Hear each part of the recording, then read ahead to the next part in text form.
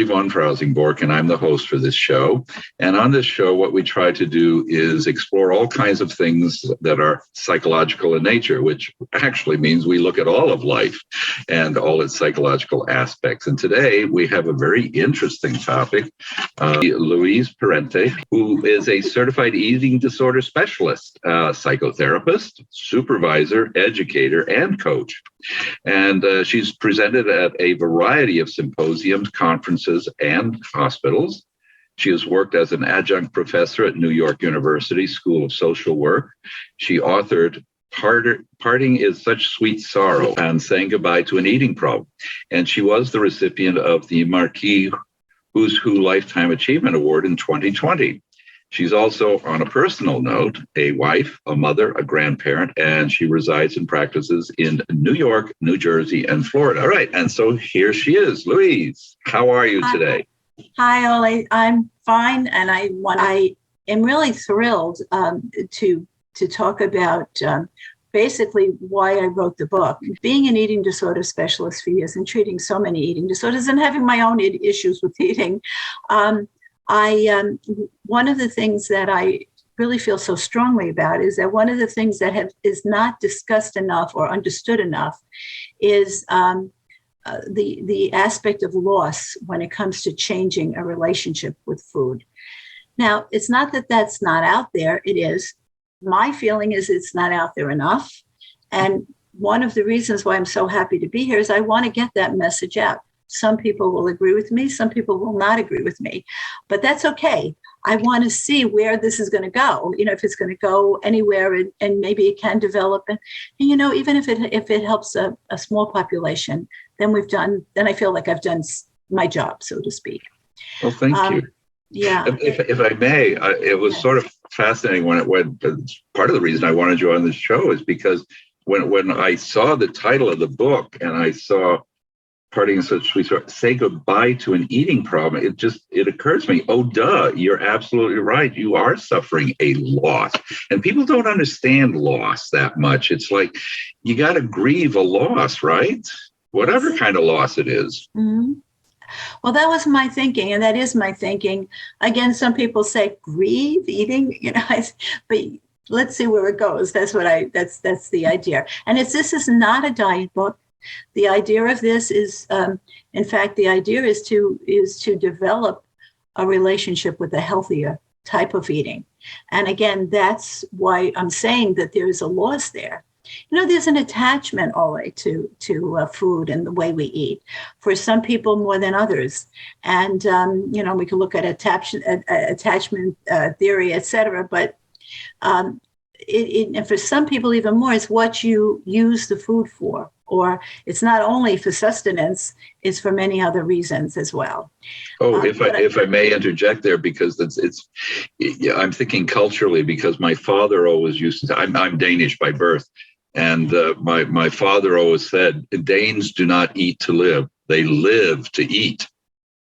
Yes. And so that ties so much into what you've been saying, just even so far. It's beautiful. Go for it. Thank you. And of course, I'm Italian, and we do the same. There you go. You sit at the Christmas table for 12 hours. Yeah, exactly. But let me just tell you. I want to tell you too, though, how this started, or this idea. Back in 1979, and that was before I had even gone back to college. I was in the field. Also, I did work with an eating disorder group. And a woman by the name of Etta Shane, I'm going to hold her book, wrote a book called Winning the Losing Battle, 1979. And it had to do, and the subtitle is Why I Will Never Be Fat Again. Mm. I want to interject, too, that I'm talking about eating issues. Certainly a lot of what's in the book, and even when I talk about it, appears that it's only about losing weight. It's not. It could be any disordered eating. So thank you for clarifying that. Thank you. Yes. Yeah, it's not just that, but certainly I had to gear it in one direction. So that's where the direction is, binge eating and even overeating and obesity to some extent. She was overweight, and she went to Duke University in North Carolina, and she entered a program called that well, it was called the rice diet. Now today, Ole, you would never go to a program that only basically gave you rice. And in that program, she started to write. What she wrote every day was her thoughts on each day. That became the book. So I read this book, and it has resonated with me for years because she talks specifically about saying goodbye to the fat. So I'd like to start our talk. I could end it also with this, but I'd like to read it. All right. This Sure, is what go she for says. It's called The Funeral. Most beloved fat self, thank you for your courage and your love enough to die and let me live. You suffered so much pain. You tried so hard. It has been such a struggle as far back as memory. The hunger, the desperate efforts at control, the torment of self-consciousness and self-loathing. Always hoping, always trying, and working so hard to change, and the failing over and over again. The shame and frustration and disappointment. Thank you, dear friend, for caring so much and finally letting me go. I'll never, ever forget you. I will always care passionately for the suffering of others who are fat. I want to help them. I want to send out a message of caring and hope. We are together forever in memory. Wow. I get chills. I still get chills. Yeah, no, I was just choked up myself as I was listening. That's a beautiful thing because it really says something that none of us probably ever think about. Yeah. And in her book, she actually talks about burying her fat. That thinking. So that's resonated for years. I went to school. I won't go into my whole history, but here I am working as a certified eating disorder and with other people as well, other populations as well. Sure. And I wanted to get this message out. Now, at first, I thought I would use not necessarily Kubler-Ross's stages of loss, but something like that. Right. And then what I decided is I don't really want to write, I don't want to pigeonhole it to stages. I decided to look at it as steps. And I'm going to talk about those steps again. But why steps? And what evolved from that was that the steps that I decided to use, it's twofold. They're steps that I believe that as you work to change your relationship with food, that these particular steps are going to surface. Maybe not every one for each person, maybe not to the same degree, but they're going to surface. And if you can't deal with that and look at it and understand it, well, I think it's a deficit in the work that you're doing. Right. But as I was writing this, I realized every one of those steps are also the reason why you might have the eating issue to begin with. So it's primarily to change it, but to become aware that can also cause it and can still cause it. So that's how I looked at it, and that's how I viewed it. Now, Judith Vorst in 1998 says, losing is the price we pay for living. And how true is that? Because having that obsession or that behavior or that belief in using the foods in a very negative way or not using the food, in the case of the anorexic or whatever, you don't live. You're not, your life is not positive. So I then said, well, what am I going to, what are my steps? Right. The first step is acknowledgement of the problem. Because as you probably know, in anything that we work with, anybody we work with, even on ourselves, if we don't acknowledge that there's a problem, well, you might as well stop right there. Right.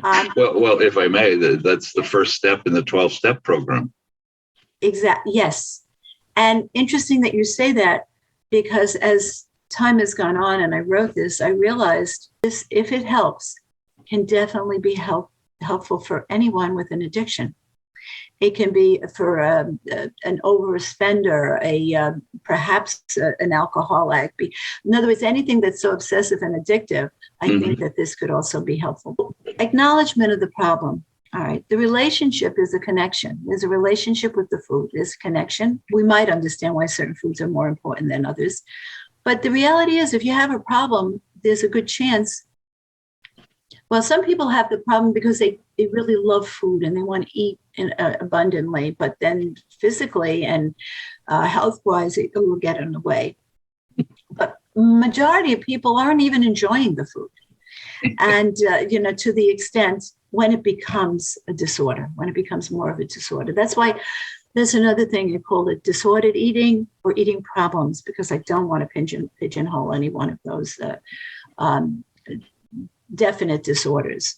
So if I may, I can sort of speak to that from a personal experience, because I have found myself going to get something to eat, not because I'm hungry, not because I necessarily want the flavor of the food. I just want to eat. So is that kind of what you're talking about there? Yeah. Oh, yeah, definitely. Mm-hmm. So there's something that's encouraging you, whether it's a habit or whether there's something that you feel you may get satisfied from that. Mm-hmm. I think it depends on understanding what it is about wanting that particular food. Mm-hmm. And sometimes you don't want to look at it, Yeah. You just want to have the food. Sure. See, another reason why I think this is important is, yes, many people, all of us work, and sometimes we get to a point where we are happy where we are with our bodies or thinking. Mm-hmm. But majority of time, and I don't have statistics here, that's never sustained. It's just, yes, it's for a short period of time, but the majority of people go back to their old habit. That's, again, another reason why I really believe that if you can get to a point of grieving that loss and see it as a loss, it may help you to feel more positive about the journey as well. So whether you were overweight, a binge eater, an anorexic, then this was still part of that acknowledgement of the problem. And absolutely, it's from AA, and there's so many things from AA and OA, and one day at a time, and all these things that are very important for us to really acknowledge and be, and maybe integrate into ourselves. So, okay, so what are my steps? So one of the first steps could be in any order here, but my first step is shame. Because as you begin to look at the relationship and you're changing it, you want to change it, there's a very good chance for many people that issues of shame are going to come up. Acknowledgement of what you did or what you didn't do. And an opposite of that is that sometimes if you're in a situation where you feel shame and you have used food either to not eat it or overeat it, shame is involved again. So the issue of shame is very, I think it's very pertinent and one of the steps that I've chosen to use. Now, in the book, I put in stories. They're composites of people that I've treated. I'm going to just give you the story of Lorraine. Lorraine entered treatment because she was overweight by 20 pounds. She was a binge eater.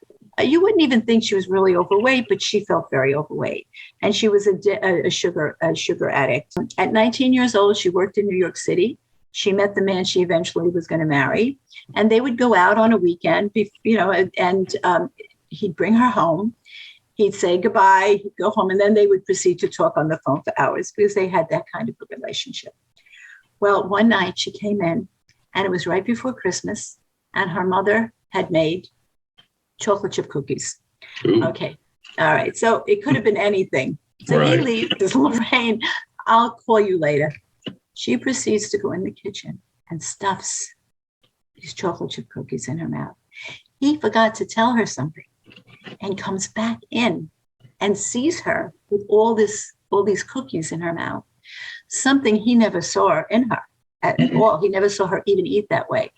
So I'm not going to go into the reasons and what happened and how treatment went, but the issue of shame, my gosh, this woman felt such a shame. So she had to address that in her treatment as far as being another factor, a loss factor. The next issue, the next step that I put in is anger. chances are, as you continue this path, you may find yourself feeling very angry that you have to even acknowledge it. Oh, yeah. So, there's where step one comes back. So anger is very much an issue on both sides of the spectrum, whether you're changing the relationship, or is it a reason for the anger? Is it a reason for the food to begin with? So step 4 is fear and anxiety. Okay. There's many reasons why you might be afraid to change that food, to change that relationship with food. You might feel very anxious. And again, twofold is the fact that in certain areas, in certain times when you are fearful or you are anxious, if food has been, or the disordered eating has been something that's part of you, you're going to go right back to it. In fear and anxiety, I want to bring up the story of Brad. Brad came in, he was retiring from the police force. He was a big guy. He was really a big guy, very well known in his profession, so to speak. And one of the things that he realized was that he had to lose weight because his health was a factor. His biggest problem was if he lost weight, he would lose how he looked at himself as being powerful and being helpful. And, of course, there were many things that we did, but that's an example of what I mean when I say fear or anxiety. Yeah. It was very real, his identity. Yeah, that was just exactly the word I was thinking of. Yeah, he loses his sense of who he is because of, if he changes his body, then it's not him anymore. And so he's not there. But I want to touch on another thing as we started going into this the fear and anxiety part. Comfort food. Oh. It occurred to me as you were talking, fear and anxiety. What do we do when we feel that way? We go to food to find comfort. Yes. So, to reduce that fear and anxiety. I'm not sure. Is that the way you meant it? That's exactly. Oh, okay. Yeah. And that's another reason why it was with COVID, so many people gained weight. Oh, yeah. Okay. So definitely you go to food. And that's why I guess it gets the word, that's why we call it comfort food. Exactly. And I'm not saying that we shouldn't have some comfort food. What I'm saying is that's where the relationship changed, not to abuse it, not to go from one extreme to the other. Exactly. Step 5 calls attention to inner voices. And with that, I like to point out family systems, family systems, internal family systems, because we have in our head multiple parts of us. I'm not talking about a multiple personality here, but these are all parts of ourselves. And, people will come in and they'll say, I don't know what's wrong. It's like these are the words, I have 2 birds, one over here, and on this shoulder and one on this shoulder. Mm. And what's happening is one bird is telling her, go ahead and eat. And the other bird is saying, don't eat. So there becomes a conflict. There's a polarity here. And one of the things that I think are also important is to become aware, because it's the same person. It's almost as if you have to understand and acknowledge and praise that part of you, because now you want to work as one, not as 2 separate thought processes. Right. When I talk about inner voices, one of the things that I've been finding very helpful in doing I've been doing as many talks as possible in libraries, et cetera, is transactional analysis. Is to simplify it, to simplify it breaks down the individual into the parent, the child, and the adult. And of course, we're children, we grow, hopefully we have good take rearing, whatever, and sure. we get internalized messages from our parents. Mm-hmm. But the goal, of course, is to become the adult. Right. And, so I really am beginning to see more and more people who are eating from the child. They're not even eating as an adult. So this is part of treatment, part of awareness that I like to bring. And that's what I'm bringing up. And then the last step is belief and acceptance. Belief is defined as confidence, truth, trust, and faith in something. It encompasses one's value system. And in order to change the relationship, I believe one has to believe in it as well as believe in him or herself. If and as that occurs in this area, I mean, you could believe in yourself in other areas. If as this occurs, then what evolves, I feel again, is more of an acceptance of the situation and the reality of the change of the types of food that one will eat and will need to sustain and understand themselves a bit more. Now, there's a lot. I put a lot of information in this book as well. I go on to talk about what I call tools of the trade. They are basically things that I feel can be helpful as your journey. And one of my big things that you'll see, you might have seen it on LinkedIn, I don't know, is stop, look, and listen. And I have now added feel to that. It's in a sense, it's like mindfulness. It's when something happens, to stop yourself, look at the situation, really listen to yourself and what's going on, and feel. Because very often our eating disorder, or our disordered eating, in disordered eating, we're not allowing ourselves to feel. It's painful to feel. Sometimes it depends on what the feeling very much is. so. So, so I've suggested that. I've suggested using our senses to make us more aware. If we're focusing more on the smell and the taste of things, well, that's fine. But what about looking at what else is around? What about hearing music? Music to me it cleanses the soul, and it's right. But it depends on the individual. So I'll make different suggestions regarding that. Don't scratch the itch. All right, what does that mean? Okay, the itch is the desire to eat or not eat, right, or whatever that situation is. And to not scratch it, it's not easy. I don't know, Ole, I don't know if you've ever tried to scratch. You have been there. Oh, okay, it's painful. No, but but if you let the itch, so you get an itch on your arm and you don't scratch it, it's actually like a needle. Yep. But it subsides. I'm sorry. It does. It does. Yeah. But these are things that I've relaxation I think is important. Looking at procrastination. I have a lot in here, and I know I have a lot in here. And this is a self-help book. Yeah, in all fairness to you, I haven't had a chance to read it yet because as I said, I just got it, day before yesterday actually was the day it arrived. Okay. And so I haven't had a chance to really read it, but I glanced through it and I thought to myself, wow, this is such I'm going to say succinct and concise book that it just kind of leads you right down where you need to go. It's I think incredibly well put together.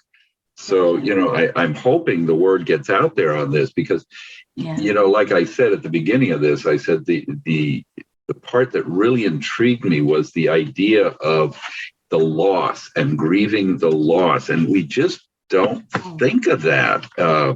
There's so many times that we go through all kinds of losses in our life and we don't realize that we need to grieve that loss. It doesn't have to be a person. It could be a job. It could be, your pet, whatever.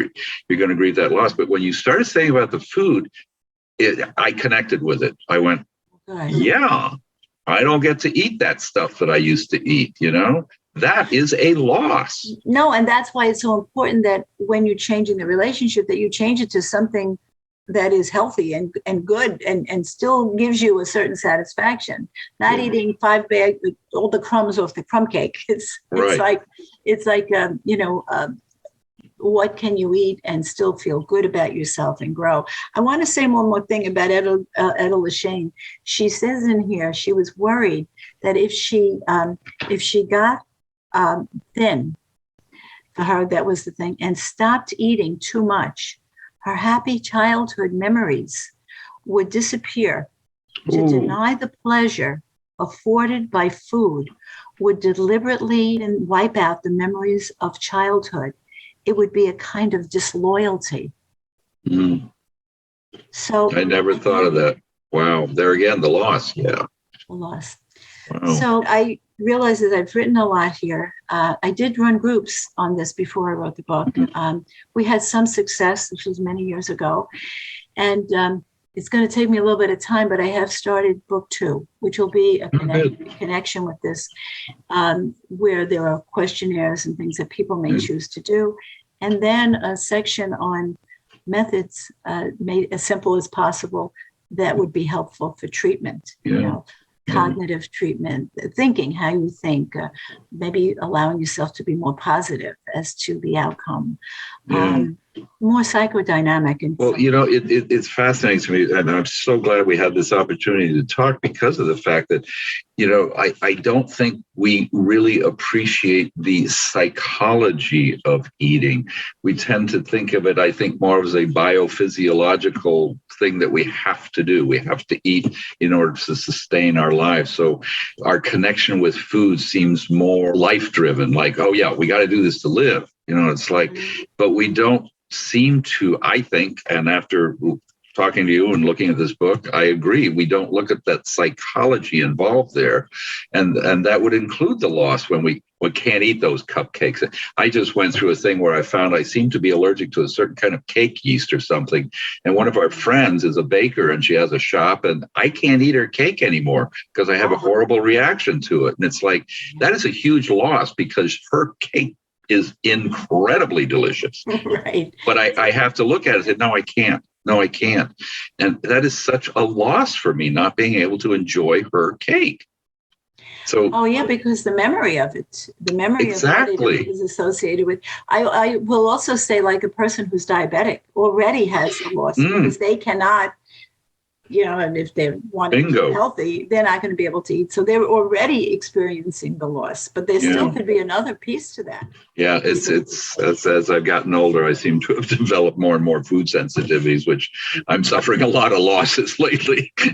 But thanks to you now, I understand, and I can hopefully go through the grieving process and let them go. And like that first author you spoke of, bury it and say thank you, but you need to rest in peace and go on to something more healthy. And it's not an all or nothing. The holidays are coming, and you're going to want to eat certain things, right?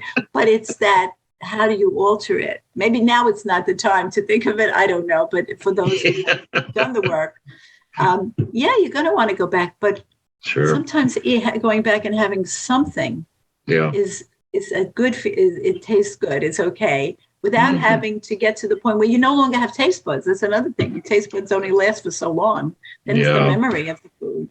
Yeah, my wife has run into that because of the COVID. Both she and I have post-COVID syndrome, and unfortunately, she got the part where she can't taste and smell, and it's been going on for almost 2 years now. I got the opposite. I smell things that aren't there, and sometimes smell things way too strongly. So I'm actually kind of sometimes put off by the smell of certain foods. So COVID has definitely had an impact on our eating behavior. Yes. Wow, that's very interesting. I mean, I know about the loss of smell, but I have not heard anything about the intensity. Yeah, there's 6% of us that have. It's an interesting photo. It's basically where you're smelling things that aren't there. It's like a hallucination. Well, Louise, I'm afraid our time is up. But again, I want to thank you so much. You've actually helped me because of this book. So I thank you so much, and I hope I can get the word out there to other people because I think that's a very important part that you're talking about there in terms of the whole sorrow and letting go and burying the fat, as she said.